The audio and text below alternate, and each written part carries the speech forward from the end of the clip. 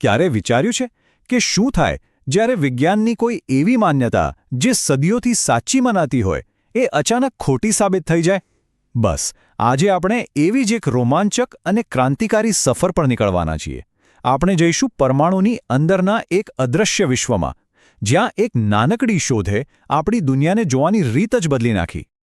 તો આપણી આ કહાણીની શરૂઆત થાય છે એક એવા વિચારથી જેણે સદીઓ સુધી, જી હા, સદીઓ સુધી વૈજ્ઞાનિકોના મગજ પર રાજ કર્યું. એક એવો વિચાર જે બ્રહ્માંડનો સૌથી સરળ અને અંતિમ જવાબ લાગતો હતો. હા, વાત એમ હતી કે પરમાણુ એટલે બસ ફૂલ સ્ટોપ. એનાથી નાનું દુનિયામાં કશું જ નથી. દરેક વસ્તુનો સૌથી પારાનો, સૌથી નક્કર અને અતૂટ કણ. આ આઈડિયા એટલો ક્લિયર અને પાવરફુલ હતો કે કોઈને એના પર સવાલ ઉઠાવવાનું કારણ જ ન મળ્યું. દુનિયાનું એકદમ પરફેક્ટ સિમ્પલ ચિત્ર. પણ શું ખરેખર એવું હતું? પણ પછી 19મી સદીનો અંત આવતા આવતા આ જે મજબૂત માન્યતા હતી ને, એમાં એક નાની તિરાડ દેખાવા લાગી. અમુક પ્રયોગોએ એક એવો સવાલ ઊભો કર્યો જેનો જવાબ આ અતૂટ પરમાણુવાળી થિયરી પાસે હતો જ નહીં.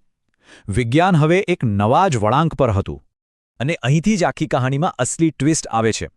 જુઓ, વૈજ્ઞાનિકોને એ તો ખબર જ હતી કે પદાર્થોમાં વીજભાર હોય છે, એટલે કે પોઝિટિવ અને નેગેટિવ ચાર્જ. પણ સવાલ એ હતો કે જો પરમાણુ એક જ નક્કર ઘોડો હોય જેને તોડી જ ન શકાય, તો પછી આ ચાર્જ આવ્યો ક્યાંથી? આ કોઈ નાનો સૂનો સવાલ નહોતો હો, આ તો આખી થિયરીને જ હલાવી દે એવો સવાલ હતો. હવે કોઈ પણ સારી ડિટેક્ટિવ સ્ટોરીમાં જેમ એક હીરો હોય છે, એમ આ વૈજ્ઞાનિક રહસ્યને ઉકેલવા પણ એક હીરોની જરૂર હતી. એક એવી વ્યક્તિ જે પહેલી કડી શોધી કાઢે, અને એ કડીએ તો જાણે પરમાણુની અંદરની આખી દુનિયાના દરવાજા જ ખોલી નાખ્યા. અને એ હીરો હતા જે થોમ્સન. એમણે પોતાના પ્રયોગોથી કંઈક એવું શોધી કાઢ્યું જેણે બધાને ચોંકાવી દીધા. એમણે સાબિત કર્યું કે પરમાણુની અંદર એક નાનકડો નેગેટિવ ચાર્જવાળો કણ છે, જેને નામ અપાયું ઇલેક્ટ્રોન. આ પહેલીવાર હતું જ્યારે કોઈએ પરમાણુથી પણ નાની કોઈ વસ્તુ શોધી હતી. બસ પેલી સદીઓ જૂની અતૂટ પરમાણુની વાત તો અહીં જ પૂરી થઈ ગઈ. પણ સાયન્સનું કેવું છે ખબર છે? તમે એક સવાલનો જવાબ શોધો ને, ત્યાં બે નવા સવાલ આવીને ઊભા રહી જાય. હવે નવા બે સવાલ હતા. પહેલો, જો પરમાણુમાં નેગેટિવ ચાર્જવાળું ઇલેક્ટ્રોન છે, તો પછી આખો પરમાણુ ન્યુટ્રલ કેમ છે? અને બીજો, આ પોઝિટિવ અને નેગેટિવ ચાર્જ આટલી નાનકડી જગ્યામાં ગોઠવાયેલા કેવી રીતે છે? તો આ નવા કોયડાને ઉકેલવા માટે થોમસને ખૂબ જ હિંમતભર્યું કામ કર્યું. એમણે કહ્યું, ચાલો હું બતાવું કે પરમાણુ અંદરથી કેવો દેખાતો હશે. અને એમણે દુનિયા સામે પરમાણુનું પહેલું વહેલું મોડેલ રજૂ કર્યું. ચાલો જોઈએ કે એ શું હતું. તો થોમ્સનનો આઈડિયા એકદમ સિમ્પલ હતો. એમણે કલ્પના કરી કે આખો પરમાણુ છે ને, એ પોઝિટિવ ચાર્જનો બનેલો એક ગોળો છે, અને એની અંદર પેલા નેગેટિવ ચાર્જવાળા ઇલેક્ટ્રોન આમ તેમ જડિત થયેલા છે, બરાબર એવી જ રીતે જાણે કોઈ કેકમાં ડ્રાયફ્રૂટ્સ હોય. હવે આ આઈડિયા કદાચ થોડો અઘરો લાગે, પણ એને સમજવા માટે એક બહુ જ મસ્ત અને એકદમ સહેલું ઉદાહરણ છે જે આખા ચિત્રને ક્લિયર કરી દેશે. વિચારો એક તરબૂચ વિશે. હા, તરબૂચ. એનો જે લાલ લાલ ભાગ છે એ આખો પોઝિટિવ ચાર્જ છે, જે બધે ફેલાયેલો છે. અને એની અંદર જે કાળા બિયા હોય છે ને, બસ એ જ છે આપણા ઇલેક્ટ્રોન્સ, જે એ લાલ ભાગમાં ખૂપેલા છે. એટલે જ આ મોડલને તરબૂચ મોડલ અથવા તો પ્લમ પુડિંગ મોડલ પણ કહેવાય છે. કેટલું સરળ છે નહીં? તો આ મોડેલથી બે મોટી વાતો સાફ થઈ ગઈ.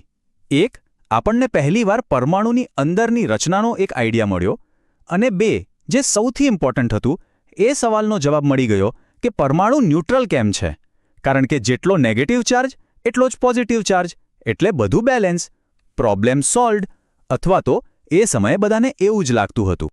પણ વિજ્ઞાન ક્યારે અટકતું નથી, એ તો એક લાંબી મુસાફરી છે. થોમ્સનનું આ મોડેલ ફાઇનલ જવાબ નહોતું, પણ હા, એ એટોમિક ફિઝિક્સની દુનિયામાં પહેલું અને કદાચ સૌથી અગત્યનું પગલું જરૂર હતું. એ વાત સાચી છે કે પછીથી થયેલા પ્રયોગોને આ મોડેલ સમજાવી ન શક્યું. એ પરફેક્ટ નહોતું, પણ એનું મહત્વ જરાય ઓછું નથી. કેમ કે આ ખાલી એક મોડેલ નહોતું, આ એક નવા જ વિજ્ઞાનની શરૂઆત હતી. આના પછી જ ન્યુક્લિયસ, ક્વોન્ટમ મિકેનિક્સ અને આજના મોડર્ન ફિઝિક્સનો રસ્તો ખુલ્યો. આ એક ક્રાંતિ હતી જેની શરૂઆત અહીંથી થઈ. તો જો આપણે ક્યાંથી ક્યાં પહોંચ્યા, ડાલ્ટનના અતૂટ પરમાણુથી શરૂ કરીને ઇલેક્ટ્રોનની રોમાંચક શોધ અને પછી થોમ્સનના પહેલા મોડેલ સુધી. આ આખી વાત આપણને એક જ વસ્તુ શીખવે છે: વિજ્ઞાનમાં કોઈ પણ જવાબ અંતિમ નથી હોતો. દરેક જવાબની પાછળ એક નવો મોટો સવાલ છુપાયેલો હોય છે.